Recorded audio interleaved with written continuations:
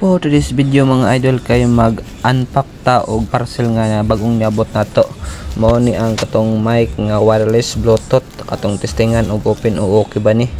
Kay mayo ning mag-video ta o saan tayo open para makita nila ang kuan diferensya ba og guba ba o dili. So tara guys. Palit di ko ani nga mic kay para in case ug makaruna tag mag-vlog o mga kuang binong-binuang ba. So nanatay kuan kanang bluetooth nga mic wireless. So gamit ni siya kaayo. Kini di ang brand nga mic atong palit kay TNW.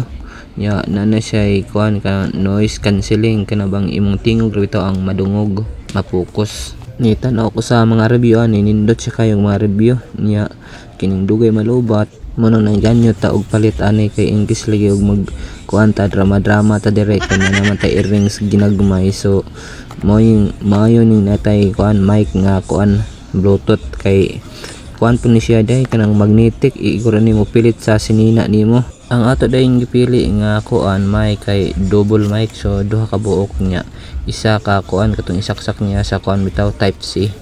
So mo ni atong kuan pili kay nindot duha man. Highly recommended di pininaho kay nindot siya og kuan kanang klase mahalata gini mo nga kuan ba lig-unon.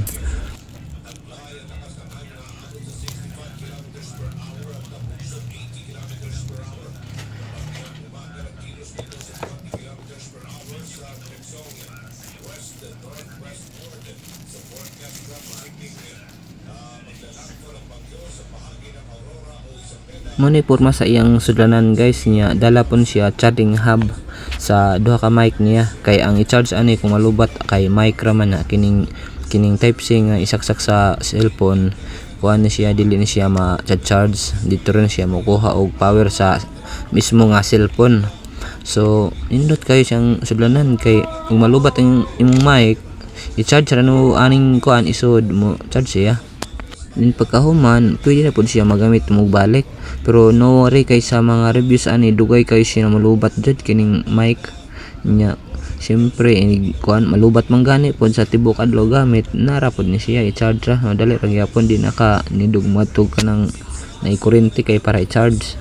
Ang pag-on ani di ay kay long press siya mga kuan 0 3 seconds nya katong unang pislit ra nimo motoy kuan kanang kausar bitaw pislit nimo moto siya noise cancelling niya.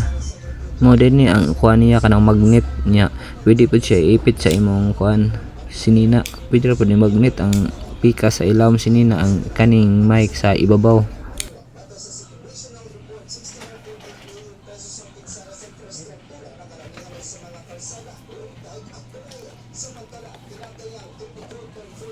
So ato siyang testingan og mugana ba siya. Ato ning isaksak sa cellphone kining iyang type C na kan siya sa charger niya magkuanta og mugana bid ang iyang kuan og tin-aw ba pod.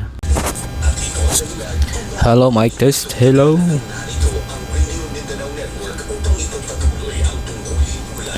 mic test on na siya.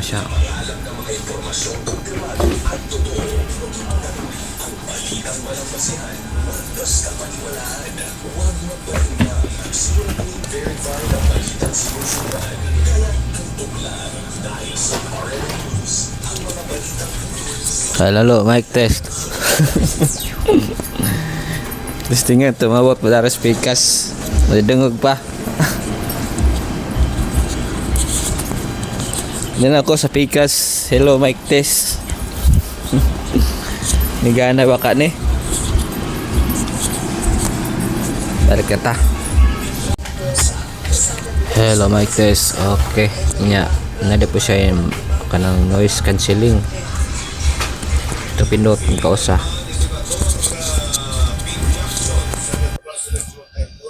Kana noise cancelling na siya.